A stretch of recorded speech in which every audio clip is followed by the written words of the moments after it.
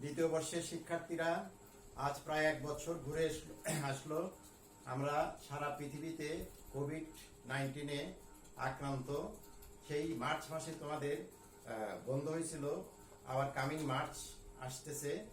তো শীতকাল এই করোনা ভাইরাসের জন্য অনুকূল সময়, তাই সবাই আশঙ্কা করছে যে সেকেন্ড ওয়েভ শুরু হয়ে যাবে। যদিও শিক্ষা মন্ত্রণালয় থেকে বলা হচ্ছে সীমিত আকারে এসএসসি এবং এইচএসসি পরীক্ষার্থীদের জন্য 15 তারিখের পর থেকে প্রতিষ্ঠান খোলার চিন্তা ভাবনা করছে। আমার মনে হয় না খুলতে পারবে। তাই তোমাদের এই অনলাইন ক্লাসের উপরই তোমাদের নির্ভর করতে হবে। এই ক্লাসগুলো অত্যন্ত মনোযোগ সহকারে শুনবে, লিখবে এবং বারবার তুমি বের করে করে দেখবে, তোমার পড়া হয়ে যাবে। তো আশা করি তোমরা যে যেখানে আসো ভালো আছো। তো আমি যে বিষয়টা আজকে পড়াবো খুব ইন্টারেস্টিং বিষয়টি অধ্যায়টা হলো জিনতত্ত্ব বিবর্তন, জেনেটিক্স অ্যান্ড ইভলিউশন। এখন আমরা জানি একটা কোষকে খালি চোখে দেখা যায় না। সেই কোষের মধ্যে যে সুতার মতো জড়ানো পেঁচানো ক্রোমোজোম থাকে, সেই ক্রোমোজোমের মধ্যে থাকে জিন। এই জিনগুলা জীবের চারিত্রিক বৈশিষ্ট্য নিয়ন্ত্রণ করে এবং এই জিনগুলা কিভাবে পূর্বপুরুষ থেকে নেক্সট জেনারেশনে স্থানান্তরিত হয় সেইটার বিষয় নিয়েই এই চ্যাপ্টারে আলোচনা। আর এই চ্যাপ্টারের দ্বিতীয় পার্টে ইভলিউশন বা বিবর্তন বলতে বোঝায় জটিল পরিবর্তনের মাধ্যমে সরল জীব ক্রমান্বয়ে জটিল জীবের সৃষ্টি যে প্রক্রিয়ায় ঘটে তাকে বলে ইভলিউশন। পৃথিবী সৃষ্টির সময় প্রথম এককোষী জীব ছিল। সেই এককোষী জীব বিবর্তনের ফলে এখন বহুকোষী জটিল জীব সৃষ্টি হয়েছে। এইটাই বিবর্তন এবং এই বিবর্তন সবসময় আছে এবং চলতে থাকবে। এক সময় এই যে আমরা মানুষ আছি, এই মানুষের এই আকৃতি হয়তো থাকবে না, হয়তো 1000 বা 2000 5000 বছর পরে, অর্থাৎ বিবর্তন হবে। আমরা দেখতেছি কালচারাল বিবর্তন, তারপর বিভিন্ন ফ্যাশনের বিবর্তন, প্রত্যেক বছরে ফ্যাশন চেঞ্জ হচ্ছে, তারপরে চলাফেরা সব কিছুর পরিবর্তন হচ্ছে। এইটাই বিবর্তন। তো এই বিবর্তন এবং জিন কিভাবে জীবের বৈশিষ্ট্য নিয়ন্ত্রণ করে এবং কিভাবে পিতামাতা থেকে নেক্সট জেনারেশনে স্থানান্তরিত হয় সেইটা নিয়ে এই অধ্যায়টা। যাই হোক, প্রথমেই আছে দেখো বংশগতি কাকে বলে। যে প্রক্রিয়ায় পিতামাতার আকার আকৃতি গঠন আচরণ বিভিন্ন বৈশিষ্ট্য সন্তান সন্ততিতে সঞ্চারিত হয় তাকে বলা হয় বংশগতি বা হেরিডিটি। অর্থাৎ পিতামাতার বলা হয় লাইক ফাদার লাইক সান, যেমন পিতা তেমন পুত্র। এটা কেন হয়? যে পিতার জিনগুলা ওই সন্তানের মধ্যে সঞ্চারিত হয়। পিতার যে আচরণ দেখা যায়, ছেলে মেয়ের আচরণও ওই রকম মনে হয়। তো এইটা কেন হয়? এই পিতার জিনগুলা সন্তানের মধ্যে যায়, এই জন্য আমরা এইরকম সব জীবে দেখতে পাই।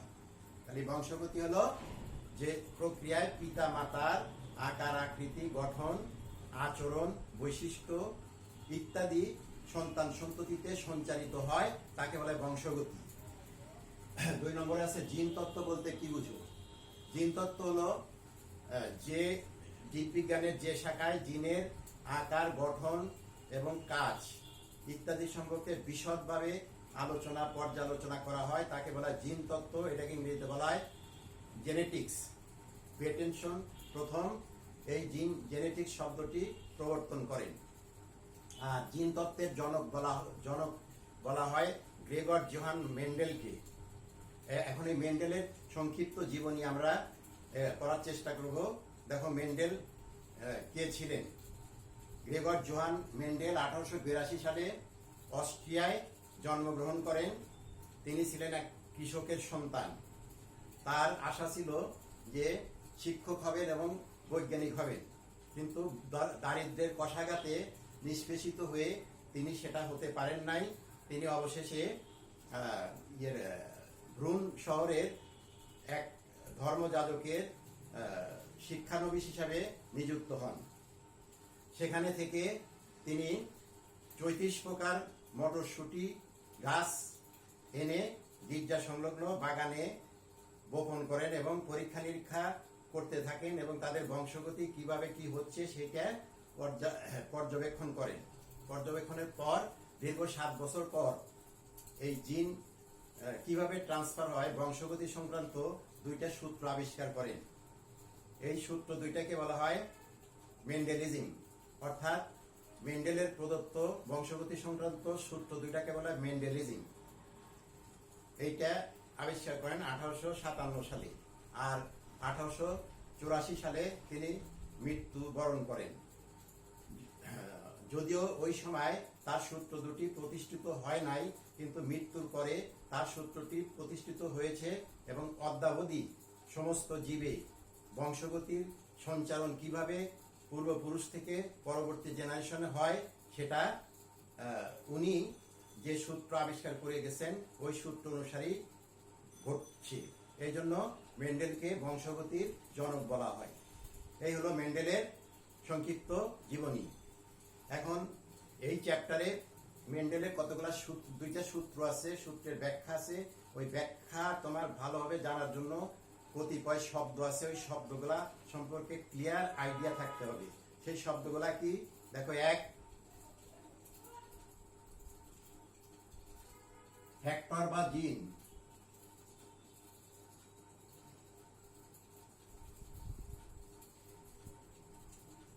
ক্রোমোজোমের মধ্যে বৈশিষ্ট্য নিয়ন্ত্রণকারী যে সকল বস্তু জীবের বৈশিষ্ট্য নিয়ন্ত্রণ করে এবং নেক্সট জেনারেশনে স্থানান্তরিত হয়, ওইগুলাকেই পূর্বে বলা হতো ফ্যাক্টর, আর এখন বলা হয় জিন। আমি আবার বলছি, ক্রোমোজোমের ভিতরে যে সকল বস্তু জীবের চারিত্রিক বৈশিষ্ট্য নিয়ন্ত্রণ করে এবং নেক্সট জেনারেশনে স্থানান্তরিত হয়, ওইটাকে বলে ফ্যাক্টর বা জিন। 2 লোকাস,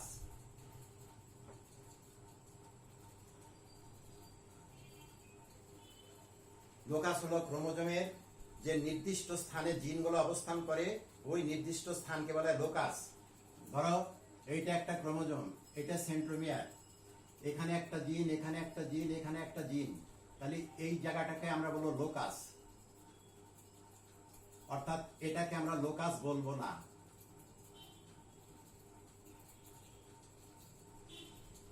ক্লিয়ার কনসেপশন নিয়ে বুঝবে, ক্রোমোজোমের যে নির্দিষ্ট স্থানে, পুরা ক্রোমোজোমে জিন থাকে না, একটা নির্দিষ্ট স্থানে থাকে যে জিনগুলা, ওই নির্দিষ্ট স্থানকে বলা হয় লোকাস। হোমোজাইগাস,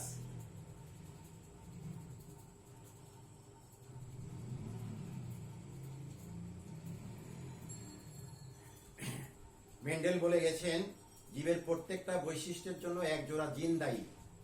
যে সকল জীবের বৈশিষ্ট্য নিয়ন্ত্রণকারী জিন দুটি যদি একই প্রকৃতির হয় তখন ওই জীবকে বলা হোমোজাইগাস জীব। এবং এই জিনকে সাধারণত ইংরেজি অক্ষরের ক্যাপিটাল লেটার দিয়ে দেখানো হয়, যেমন লম্বা, এটা একটা বৈশিষ্ট্য, এই লম্বার জিন টি। লম্বা এটা বৈশিষ্ট্য, এর জন্য এক জোড়া জিন দায়ী। তো লম্বা ইংরেজিতে বলা হয় টল।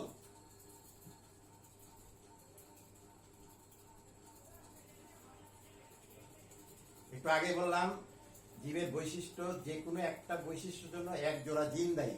সেই বৈশিষ্ট্য নিয়ন্ত্রণকারী জিন দুটি যদি একই ধরনের হয় তবে ওই জীবকে বলা হয় হোমোজাইগাস জীব। তাহলে টিটি, টিটিধারী জীবকে আমরা বলবো হোমোজাইগাস জীব। হেটারোজাইগাস,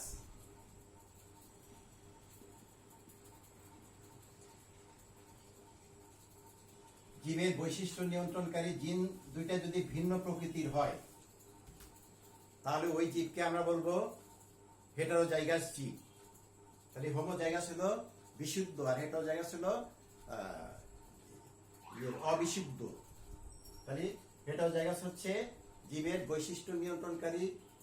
আমি আগেই বলছি একটা জীবের বৈশিষ্ট্যর জন্য 2টা জিন দায়ী, সেই জিন দুইটি যদি ভিন্ন প্রকৃতির হয় তবে ওই জীবকে বলবো আমরা হেটারোজাইগাস জীব। যেমন ক্যাপিটাল টি এটা লম্বা, আর স্মল টি এটা খাটো। তাহলে হেটারোজাইগাস জীব হলে এর জিনোটাইপ কি হবে? টিটি। আর এর আগে হোমোজাইগাস যেটা, সেটা ছিল ক্যাপিটাল টি ক্যাপিটাল টি। তাহলে এটা হলো হোমোজাইগাস জীব, আর এটা হেটারোজাইগাস জীব। দুই ধরনের জিন আছে, একটা প্রচ্ছন্ন জিন আছে, একটা প্রকট জিন আছে। তাহলে এই জীবকে আমরা বলবো হেটারোজাইগাস জীব, আর এইটাকে বলবো আমরা হোমোজাইগাস জীব।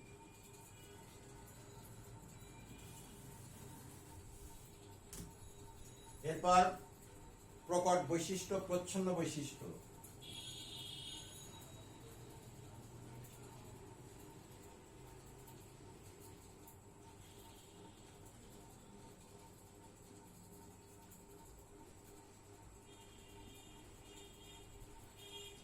কোন জীবের যদি জিন থাকে, যে জিনটা প্রকাশ পায়, অর্থাৎ জীবের প্রকাশিত বৈশিষ্ট্যকে বলা হয় প্রকট বৈশিষ্ট্য। আর জিন আছে কিন্তু তার প্রকাশ নাই, এটাকে বলে প্রচ্ছন্ন বৈশিষ্ট্য। যেমন ক্যাপিটাল টি যদি লম্বা ধরি, আর স্মল টি যদি খাটো ধরি, তাহলে এই জীবটা হবে ক্যাপিটাল টি স্মল টি, জিনোটাই হবে ক্যাপিটাল টি স্মল টি। এখন এইটা হবে লম্বা, অর্থাৎ এই ক্যাপিটাল টি এর সাথে স্মল টি থাকলে এই স্মল টি প্রকাশ পাবে না। তাহলে এই ক্যাপিটাল টি হলো প্রকট বৈশিষ্ট্য, আর এই স্মল টি হলো প্রচ্ছন্ন বৈশিষ্ট্য। অর্থাৎ জীবের প্রকাশিত বৈশিষ্ট্যকে বলা হয় প্রকট বৈশিষ্ট্য, আর জীবের অপ্রকাশিত বৈশিষ্ট্যকে বলা হয় প্রচ্ছন্ন বৈশিষ্ট্য। জিন আছে কিন্তু তার প্রকাশ নাই। এইটা তখনই প্রকাশ পাবে যখন দুইটা স্মল টি হবে, যেমন খাটো তখন। কিন্তু একটা টির সাথে ক্যাপিটাল টি থাকলে সেটা ওই এই স্মল টির প্রকাশ পাবে না, কি হবে? লম্বা।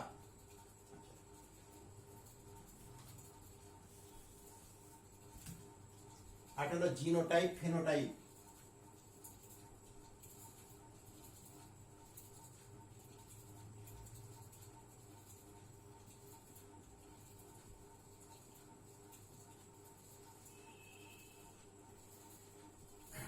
আমি আগেই বলেছি জীবের বৈশিষ্ট্যের জন্য কতগুলা জিন দায়ী, এবং সেই জিনের সমষ্টিকে বলা হয় জিনোটাইপ। যেমন ক্যাপিটাল টি যদি লম্বা ধরি, আমি ক্যাপিটাল দিতে অনেক সবকিছু শেখাচ্ছি, দেখো। তাহলে এই লম্বার জিন হবে দুইটা, ক্যাপিটাল টি। হ্যাঁ, তাহলে এই টি টি এটা জিনোটাইপ, অর্থাৎ লম্বা। তাহলে এই টি টি এটা জিনোটাইপ, আর এই লম্বা বৈশিষ্ট্য এটা phenotype.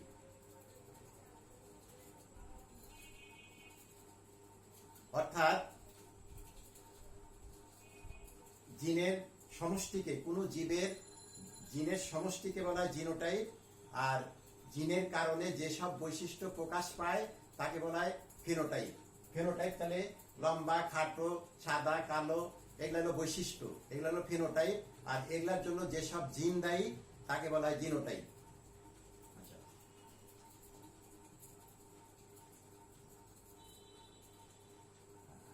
Monohybrid cross, dihybrid cross. Monohybrid cross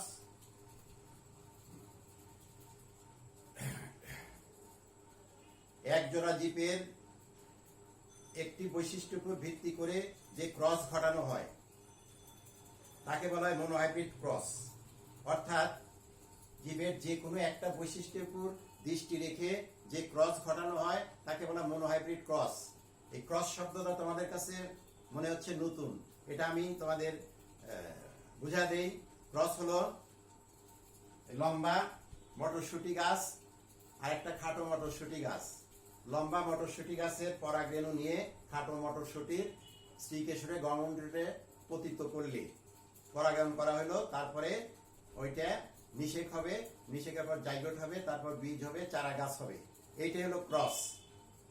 হ্যাঁ, তো জীবের এক জোড়া বৈশিষ্ট্যের উপর দৃষ্টি রেখে যে ক্রস ঘটানো হয় তাকে বলা হয় মনোহাইব্রিড ক্রস।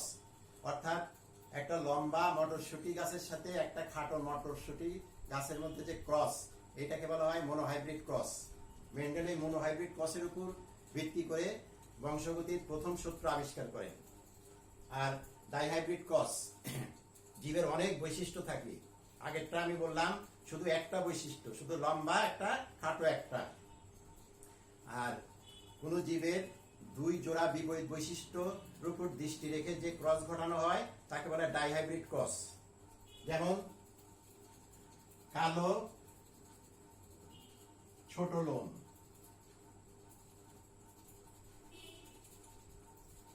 কোন একটা গিনিপিগ আছে, তার রংটা হলো কালো আর গায়ে যে লোম থাকে সেটা ছোট, তাহলে বৈশিষ্ট্য কয়টা হলো? দুইটা, একটা হলো কালো আর একটা হলো ছোট লোম। এটার সাথে বাদামি বড় লোম ক্রস করলে এটাকে বলে ডাইহাইব্রিড ক্রস। জীবের দুই জোড়া বিপরীত বৈশিষ্ট্যর উপর দৃষ্টি রেখে যে ক্রস ঘটানো হয় তাকে বলা হয় ডাইহাইব্রিড ক্রস। এখন এই কালো জিন, ব্ল্যাক মানে কালো, তাহলে বিবি। আমি আগে বলছি জীবের যে কোনো বৈশিষ্ট্য এক জোড়া জিন দেয়, একটা জিন না, কিন্তু কালোর জন্য জিন দায়ী হলো বি, কিন্তু এর জিনোটাইপ হবে দুইটা বি। আচ্ছা, ছোট লোম ক্যাপিটাল এস, ক্যাপিটাল এস। তাহলে বৈশিষ্ট্য হলো কয়টা? একটা হলো রংটা কালো আর গায়ের লোম গুলা ছোট, তাহলে বৈশিষ্ট্য কয়টা হলো? দুইটা। আবার আরেকটা গিনিপিগের রংটা বাদামি আর বৈশিষ্ট্য লোম গুলা হলো বড়, তাহলে বৈশিষ্ট্য কয়টা হলো? দুইটা, একটা বাদামি আর লোম গুলা বড়।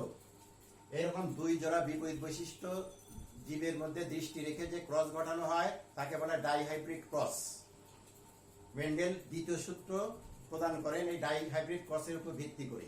প্রথম সূত্র প্রবর্তন করেন মনোহাইব্রিড ক্রসের উপর ভিত্তি করে। মনোহাইব্রিড ক্রসে F2 জনুতে মানে দ্বিতীয় জেনারেশনে অনুপাত হয় 3:1। এটা হলো মনোহাইব্রিড ক্রসের F2 জেনারেশনে অনুপাত। আর ডাইহাইব্রিড ক্রসে 9:3:1। 4 ধরনের জীব হয়, মোট 16টা, 9টা একরকম, 3টা একরকম, 3টা একরকম, আর একটা একরকম। এটা হলো ডাইহাইব্রিড ক্রসে F2 জেনারেশনের অনুপাত। এরপরে আছে টেস্ট ক্রস।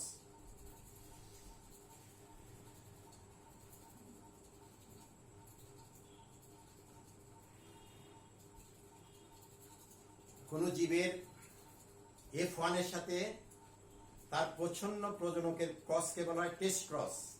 এখন F1 বলতে আমরা কি বুঝি এটা আমি ভেঙে বলতেছি। ধরো পিতা মাতা থেকে আমরা এসেছি, আমরা হলো F1, আমাদের পরে যে সন্তানরা আসবে সেটা হলো F2, তাদের পরে যে সন্তানগুলো আসবে তারা হলো F3। কোন জীবের F1 এর সাথে তার প্রচ্ছন্ন প্যারেন্টের ক্রসকে বলা হয় টেস্ট ক্রস। টেস্ট ক্রসের অনুপাত সব সময় 1:1 হয়, এবং পরীক্ষায় এটাও আসে টেস্ট ক্রস কি, টেস্ট ক্রস ব্যাখ্যা করো।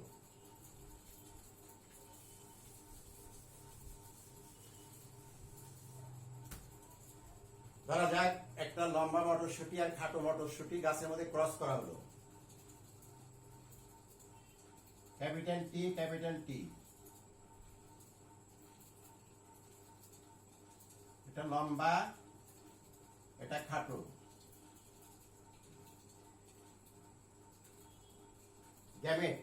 গ্যামেটের সময় জিনগুলা পৃথক হয়ে যায়।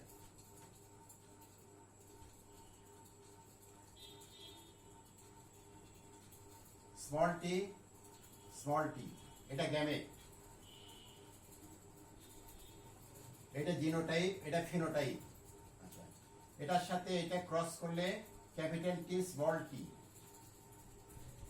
এটার সাথে এটা ক্রস করলে ক্যাপিটাল টি স্মল টি, এটার সাথে এটা করলে ওই একই জিনিস ক্যাপিটাল টি স্মল টি, আর এটার সাথে এটা ক্রস করলে ক্যাপিটাল টি স্মল টি। এটা 4 ধরনের জীব পাওয়া গেল এবং সবগুলা কি হলো হেটারোজাইগাস লম্বা। এখন এইটাই F1, লম্বার সাথে খাটো ক্রস করলাম, এই প্রথম জেনারেশন। F1 বলতে বোঝায় ফার্স্ট ফিলিয়াল জেনারেশন, প্রথম জেনারেশন, দ্বিতীয় generation, third generation, F1, F2, F3 এইরকম। তাহলে এখানে কি হলো সবগুলা কি হলো লম্বা। কি কি ধরনের লম্বা? হেটারোজাইগাস লম্বা। এখন কোন জীবের F1 এর সাথে তার প্রচ্ছন্ন প্যারেন্ট, তাহলে এর প্রচ্ছন্ন প্যারেন্ট কোনটা? এইটা, এটা না কিন্তু, এটা প্রকট প্যারেন্ট। এইটার ক্রসকে বলা হয় টেস্ট ক্রস। আচ্ছা, তাহলে আমরা ক্যাপিটাল টি স্মল টি এর প্রচ্ছন্ন প্রজনক হলো স্মল টি স্মল টি। তাহলে এটা লম্বা, এটা খাটো, এটা পিতা, এটা মাতা, এটা পুরুষ চিহ্ন, এটা স্ত্রী চিহ্ন, এগুলা তোমরা জানো। তাহলে কি হবে? ক্যাপিটাল টি স্মল টি, এটা গ্যামেট, এটা গ্যামেট হবে এইটা, এটা গ্যামেট। তাহলে এটা এটা ক্রস করলে ক্যাপিটাল টি স্মল টি, ক্যাপিটাল টি স্মল টি, টি টি স্মল টি স্মল টি। তাহলে দুইটা লম্বা হলো কি লম্বা? হেটারোজাইগাস লম্বা। আর দুইটা হলো খাটো, এই খাটো দুইটা কি হলো? হোমোজাইগাস খাটো। হ্যাঁ, তাহলে লম্বা ইস টু খাটো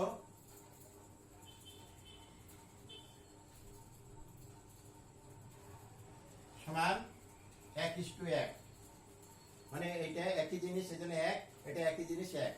তাহলে টেস্ট ক্রসের অনুপাত সব সময় 1:1 হয়। আমি যেটা বললাম এইভাবে করে দেখাতে হবে যে টেস্ট ক্রস কাকে বলে, টেস্ট ক্রস ব্যাখ্যা করো। এগুলা অবজেক্টিভ আকারেও আসতে পারে বিভিন্ন ভাবে। হ্যাঁ, এই পুরাটা পারলে তুমি অবজেক্টিভও পারবে, সাবজেক্টিভও পারবে। তাহলে টেস্ট ক্রস হলো কোন জীবের F1 এর সাথে তার প্রচ্ছন্ন প্যারেন্টের ক্রসকে বলা হয় টেস্ট ক্রস। আর টেস্ট ক্রসের অনুপাত সব সময় 1:1 হয়। ধরো লম্বা খাটো ক্রস করলাম, এই যে টি টি, এগুলা হলো F1 জনু, ফার্স্ট জেনারেশন। তো এইটার সাথে এক প্রচ্ছন্ন প্রজনক হলো স্মল টি টি, এটার ক্রস করলাম, করে গ্যামেট হলো, গ্যামেট গুলো মিলিত হয়ে 4টা জীব হলো, দুইটা এক ধরনের, দুইটা আর এক ধরনের। That mean 1:1। এটা হলো টেস্ট ক্রসের অনুপাত। আর আরেকটা হলো ব্যাক ক্রস। কোন জীবের F1 এর সাথে ওই প্রচ্ছন্ন প্যারেন্টের ক্রস হইতে পারে বা প্রকট প্যারেন্টের ক্রস হইতে পারে, এটাকে বলে ব্যাক ক্রস। এটাই কোনো সীমা নির্ধারণ নাই, যে কোনো প্রজনকের সাথে ক্রসকেই বলা হয় ব্যাক ক্রস। আর আরেকটা শব্দ আছে জিনোম।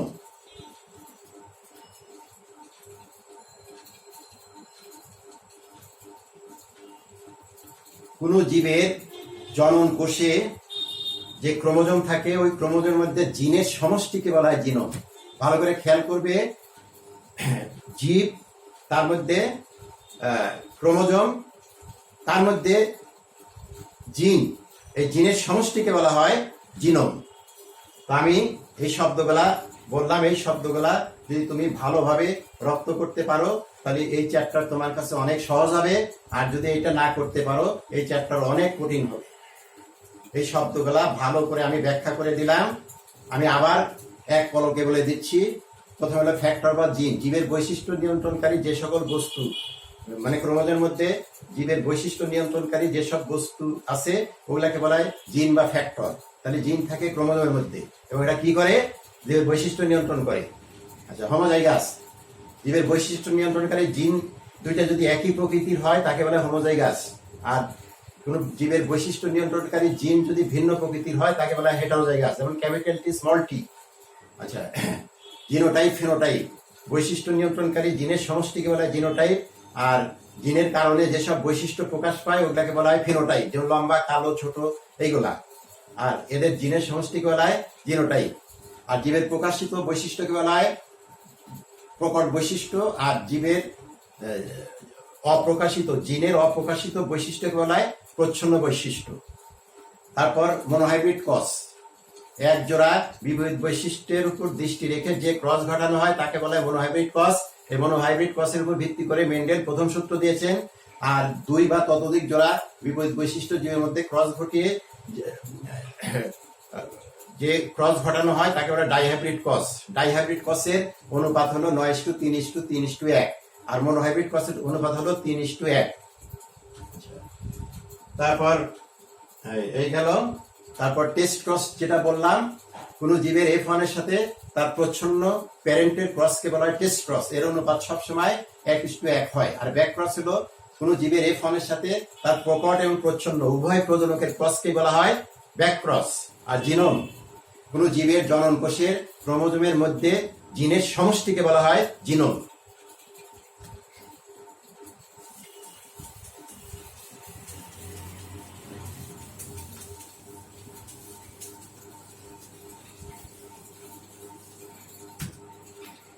এখন মেন্ডেলের প্রথম সূত্র, আমি এটা ব্যাখ্যা করে আজকের মতো শেষ করব। প্রথম সূত্রে কি বলছে?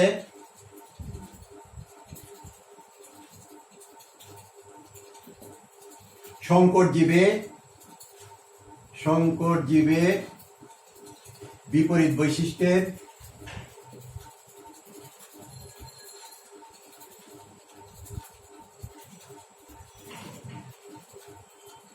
ফ্যাক্টরগুলো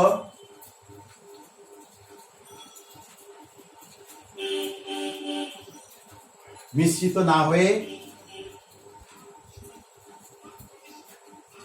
না হয়ে পাশাপাশি অবস্থান করে।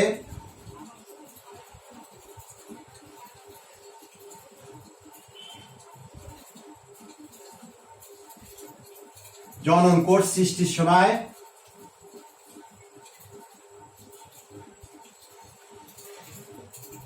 ফ্যাক্টরগুলো আলাদা হয়ে যায়।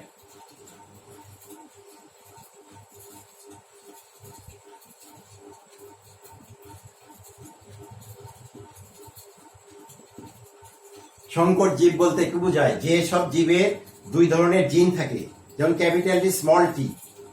সংকর জীবে বিপরীত বৈশিষ্ট্যের ফ্যাক্টরগুলো মিশ্রিত না হয়ে পাশাপাশি অবস্থান করে, কিন্তু জনন কোষ সৃষ্টির সময় ফ্যাক্টরগুলো আলাদা হয়ে যায় এবং এক টু জেনারেশনে 3:1 অনুপাত হয়। এইটা হলো মেন্ডেলের প্রথম সূত্র। হ্যাঁ, এই মেন্ডেলের প্রথম সূত্র ব্যাখ্যা, এগুলা কিন্তু পরীক্ষা আসে, মোস্ট ইম্পর্টেন্ট, খুব ইম্পর্টেন্ট।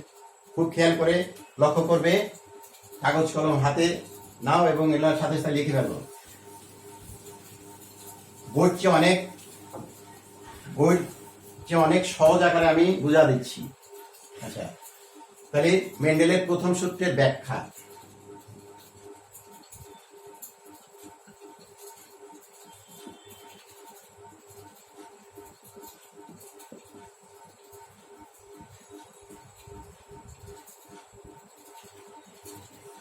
একটা হোমোজাইগাস লম্বা মটরশুঁটি উদ্ভিদের সাথে আর একটা হোমোজাইগাস খাটো উদ্ভিদের মধ্যে ক্রস ঘটানো হলো। তাহলে একটি লম্বা হোমোজাইগাস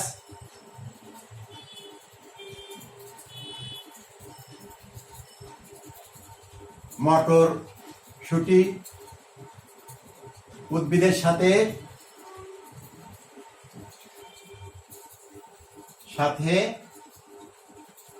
অপর একটি হোমোজাইগাস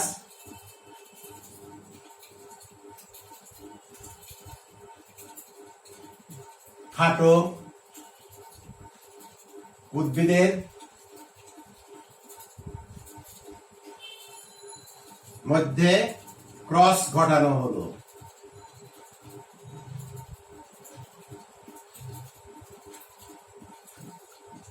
লক্ষ্য করো, লম্বা উদ্ভিদটাও হোমোজাইগাস, খাটো উদ্ভিদটাও হোমোজাইগাস, এই দুইটার মধ্যে ক্রস ঘটানো হলো।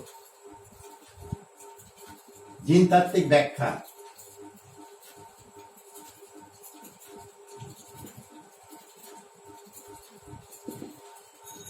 ধরা যাক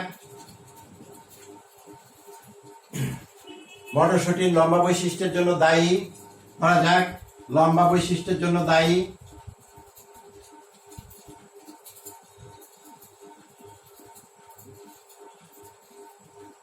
জিন ক্যাপিটাল টি।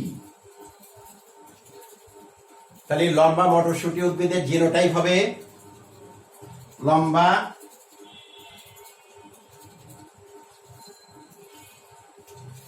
বৈশিষ্ট্যের উদ্ভিদের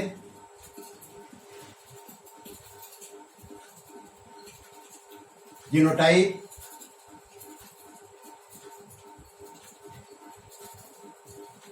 কারণ আমরা জানি জীবের যে কোনো বৈশিষ্ট্যের জন্য এক জোড়া দায়ী।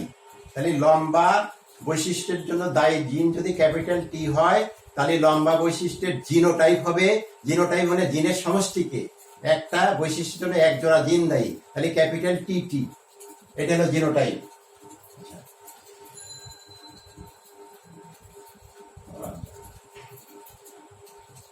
তারপর খাটো বৈশিষ্ট্যের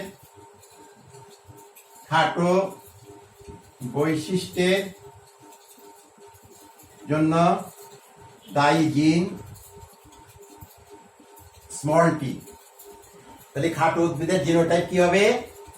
দুইটা স্মল টি টি। সুতরাং খাটো বৈশিষ্ট্যের উদ্ভিদের জিনোটাইপ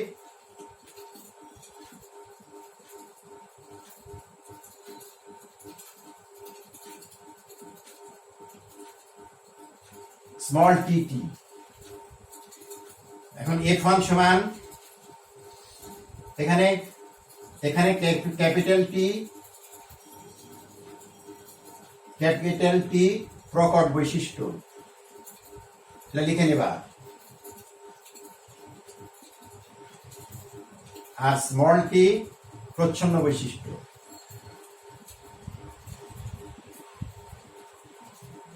F1 সমান প্রথম বংশধর, F2 সমান দ্বিতীয় বংশধর। তাহলে F1 F2 এর ফলাফল দেখানো হলো নিম্নে। F1 ও F2 এর ফলাফল দেখানো হলো।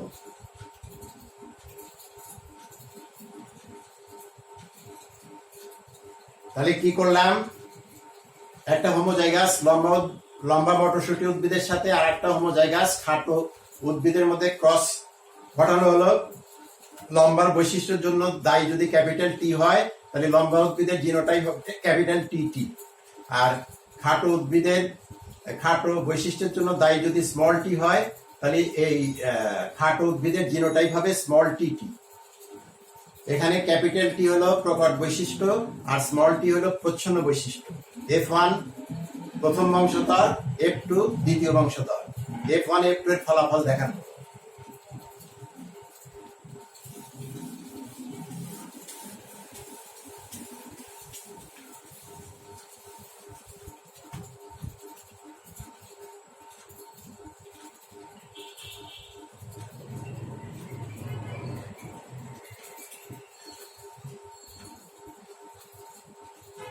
এইটা স্ত্রী, তাহলে এইটা লম্বা, এটা খাটো। তাহলে উপরে লিখতে হবে এভাবে, পিতা মাতা মানে প্যারেন্টস। এই বরাবর হলো জিনোটাইপ, আর এই বরাবর হলো ফিনোটাইপ।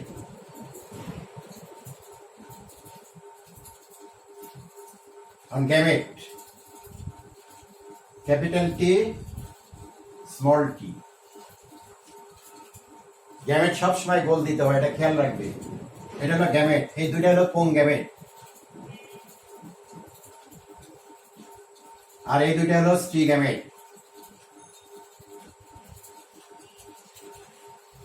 এখন এই পুং গ্যামেট দুইটা স্ত্রী গ্যামেটের সাথে মিলিত হয়ে দুইটা জীব সৃষ্টি করবে।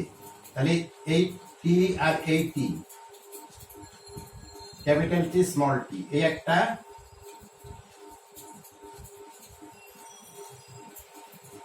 আবার এইটা আবার এই দুই গ্যামেটের সাথে দুইটা জিপ তৈরি করবে, এইটা এইটা, ক্যাপিটাল টি স্মল টি সব একই রকম হবে।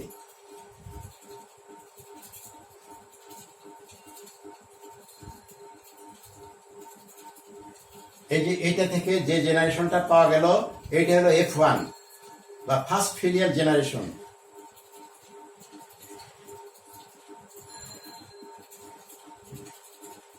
এখন F2 সমান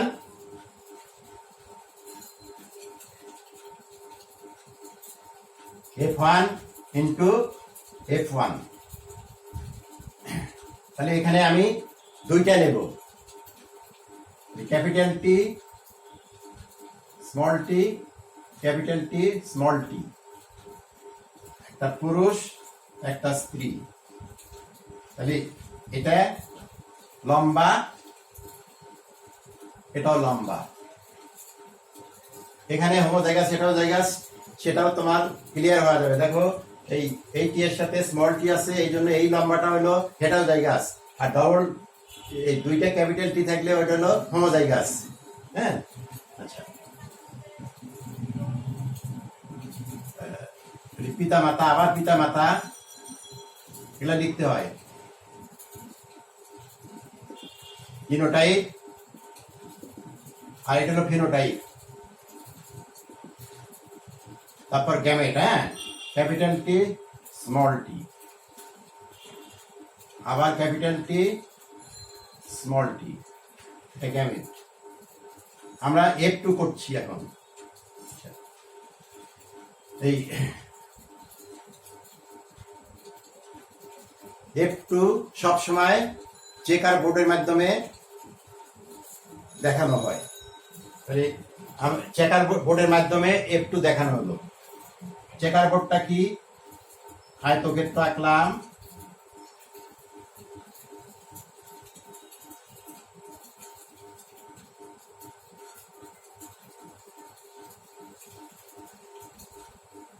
এটা গ্যামেটের ঘর,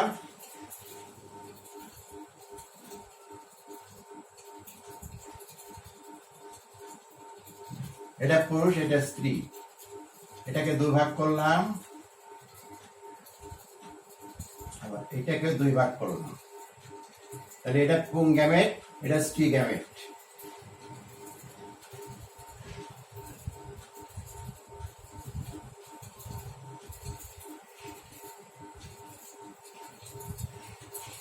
এখন এইটা ইন্টু এইটা, এই গ্যামেট পুং গ্যামেট আর এটা স্ত্রী গ্যামেট মিলে একটা জীব হবে, ক্যাপিটাল টি টি। এটা কি হবে? লম্বা। কি লম্বা? হোমোজাইগাস লম্বা।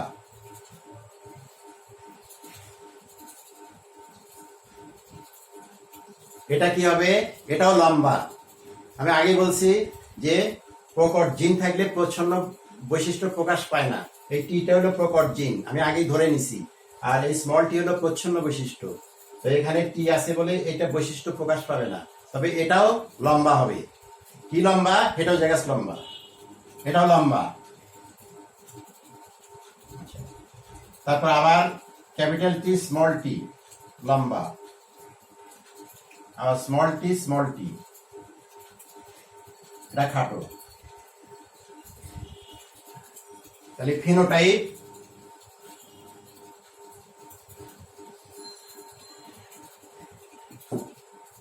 তিনটে লম্বা, এক দুই তিন, তিনটি লম্বা একটি খাটো। ফলাফল এভাবে লিখবে, ফিনোটাইপ তিনটা লম্বা একটা খাটো। ফিনোটাইপিক অনুপাত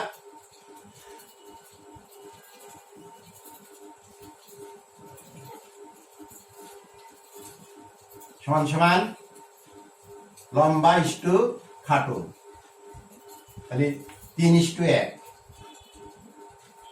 বাস, শেষ। সূত্রের ব্যাখ্যা শেষ হয়ে গেল। তো আমি যেসব শব্দগুলা ব্যাখ্যা করলাম এগুলা ভালো করে শিখবে। আর মেন্ডেলের প্রথম সূত্র কি এবং এই সূত্রের ব্যাখ্যা তোমাদেরকে শিখা দিলাম, এইটা ভালো করে নোট করে নেবে। বইছে কিন্তু আমি অনেক সহজভাবে বুঝা দিছি। এইভাবে দিলে 10-এর মধ্যে 10ই পাওয়া যাবে। তো আজকে আমি এই পর্যন্ত শেষ করছি। আগামী দিন তোমাদেরকে মেন্ডেলের ডাইহাইব্রিড ক্রস ওইটা দ্বিতীয় সূত্র ওইটার ব্যাখ্যা আমি বুঝা দেব। তো তোমরা সবাই ভালো থাকো, সুস্থ থাকো, তোমাদের সবার মঙ্গল কামনা করছি। আল্লাহ হাফিজ।